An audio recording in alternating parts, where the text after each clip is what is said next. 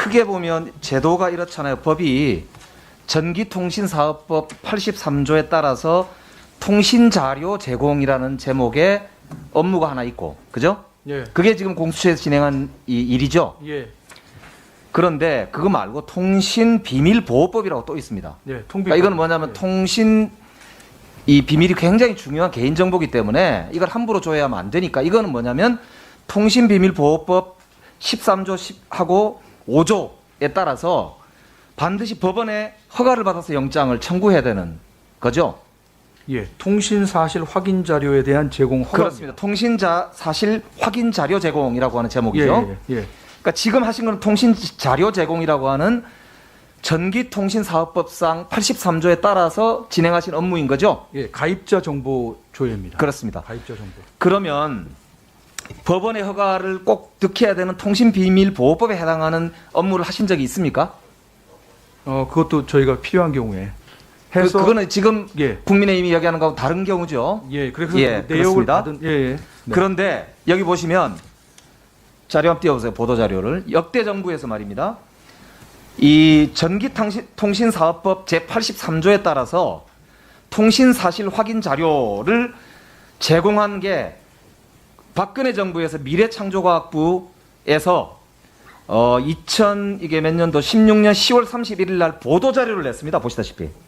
그러면서 미래창조과학부 장관 최양희는 기간통신사업자 51개 등등등등 해서 16년 상반기의 통신자료 및 통신사실 확인 자료 제공 등 집계해서 통계를 정부에서 발표했어요. 예. 이럴 정도로 합법적이고 떳떳한 업무라는 거예요. 법에 따르는 업무라는 거죠. 그게 지금 사찰 운운하고 하고 있는데 몰라서 그러는 게 아니라 이거는 무슨 죄를 졌는지 모르지만 그 김웅 의원과 윤석열 후보가 피의자로 입건돼 있고 수사를 받는 과정에서 뭔가 도둑이 재발절인 거 아니고서는 이런 반응을 보일 수가 없다. 저는 그렇게 생각합니다. 그렇기 때문에 전혀 수사에 영향을 받아서는 안 된다고 보고요. 만약에 정말로 억울하다 그러면 수사 내용을 밝히실 수 있나요? 그 야당하고 협의를 해가지고 수사 내용을 밝히면 어떤가요? 어떻게 생각하십니까? 그 부분은 저희가 검토를 해봐야겠습니다만 수사 과정 중에 수사 내용을 밝히는 것은 그 피의사실 아니 공표나 이제 공무상 비밀 사찰이라고 하니까 죄가 있는지 없는지는 수사 내용을 관련 자료를 보면 알 것 아닙니까? 그러니까 국민들도 그걸 궁금해할 거 아니에요.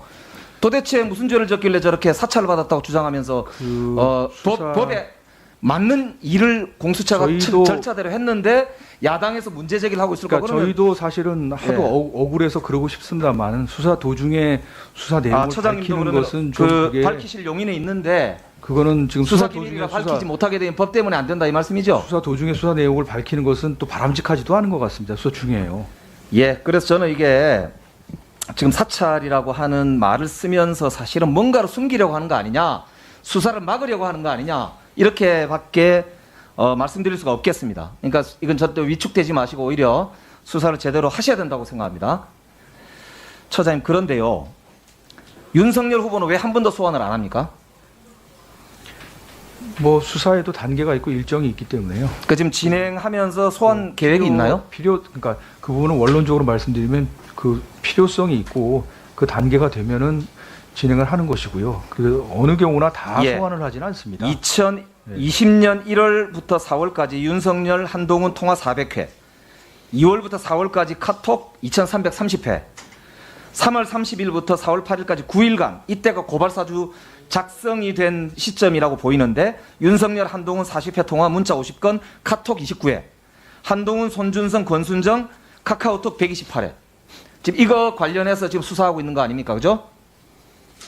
그런데 여기에 윤석열 후보만 유독 조사 계획이 지금 없는 걸로 보이는데 왜 그러냐 이 말이죠.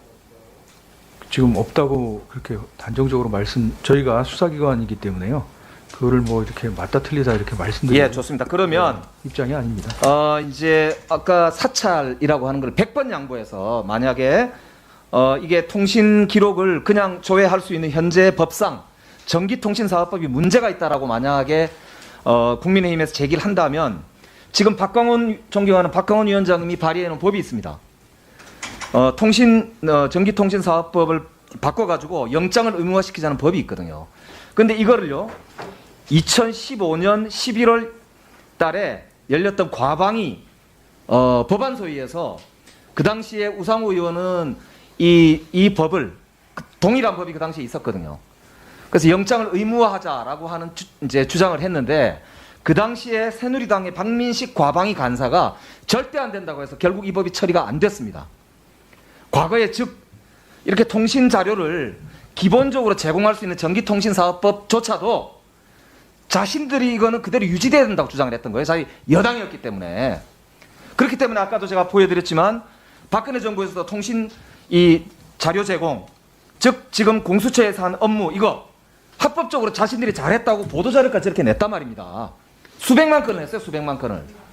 그리고 그 뒤에도 검찰도 마찬가지로 윤석열 검찰총장이 총장 지냈던 시절, 그러니까 2019년 하반기부터 2020년 말까지 1년 반 동안 무려 280만 건을 통신 조회를 했다고 합니다. 1년 반 동안 280만 건을 했어요.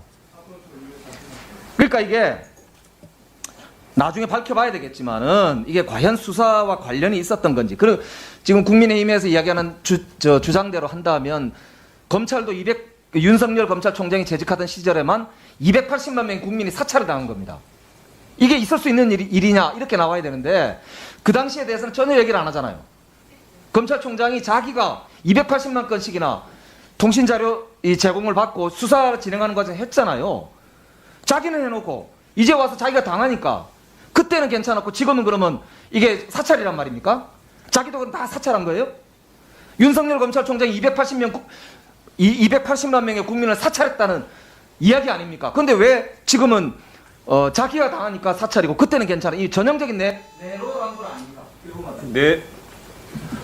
그러니까 이런 이야기를 오늘 저도 사실은 제가 공수처 편을 들고 싶은 생각은 없습니다. 왜냐하면 수사기관은 객관적으로 법에 따라서 양심에 따라서 수사를 해야 하고 법을 어길 시에는 당연히 처벌받아야 됩니다. 그죠? 네, 맞습니다. 그렇게 생각하시죠? 네, 그 한 점 부끄러움 없으시죠? 예, 예, 그렇게 믿겠습니다. 그러니까 그렇기 때문에 이거는 법과 원칙에 따라서 우리가 판단해야 될 문제지 이런 식으로 정치 공세를 통해서 수사기관을 자꾸 이렇게 흠집내고 이래가지고 오히려 자기가 검찰총장이었고 그 수사를 했던 책임자 아닙니까? 그러면 오히려 후배 수사하는 사람들에 대해서 적어도 격려는 못하더라도 이렇게 자신들의 후배 이 수사관들에 대해서 이게 완전히 국민적인 이 불신을 가중시키는 이런 식으로 해서 되겠습니까? 제가 답답하기 짝이 없습니다.